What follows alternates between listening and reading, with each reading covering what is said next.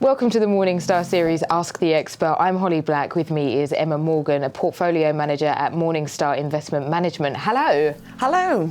So we're coming up to the end of the year, and after all the festivities, I think a lot of people like to use this time to get their finances in shape for next year. So what are some of the things that people can do to get ready for 2020? Yeah, sure. So I think there's a few things that people can do. So if you haven't already done so, you could set up a regular savings plan. If you're not using your ISA allowance, that's also a great tax efficient way to save. So investors can save up to £20,000 a year in there. And also for their children, they've got £4,000. And the other thing that you could do is, if you already have a portfolio, equity markets have obviously been very strong this year, so you might want to rebalance your portfolio. And what does rebalancing mean? That means looking at the exposure to equities and bonds. You might find that your equity exposure has gone over your target allocation, and you reduce that back to target. So it's basically when things do well, they sort of grow as a proportion of your portfolio, so it all becomes a bit skewed and not really what you'd planned. Yes, exactly. Okay, and it's also a sort of time to start thinking about what you're going to be doing in the next 12 months and how you want your portfolio to look for that. So, I mean, what are you doing in your portfolio?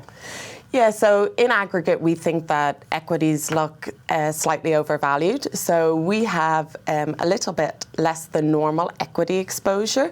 We're particularly reflecting that in US equities, which we think is a market that is expensive. However, we are finding some pockets of opportunity. So over the year, earlier in the year, we added to German equities.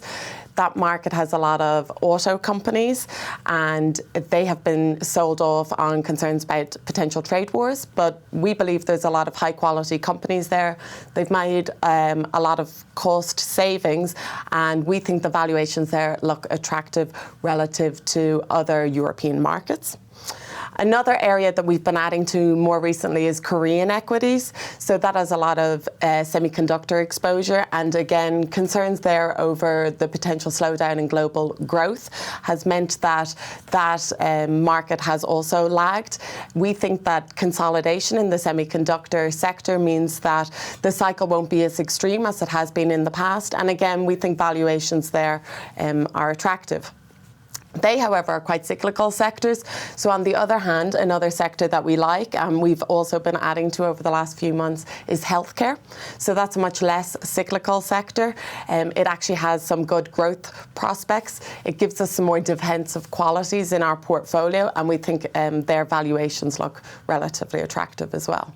So there's a lot going on in the world at the moment, and people might feel a bit worried about making these calls. So it is important to keep an eye on the long term with these things as well, isn't it? Yes, definitely.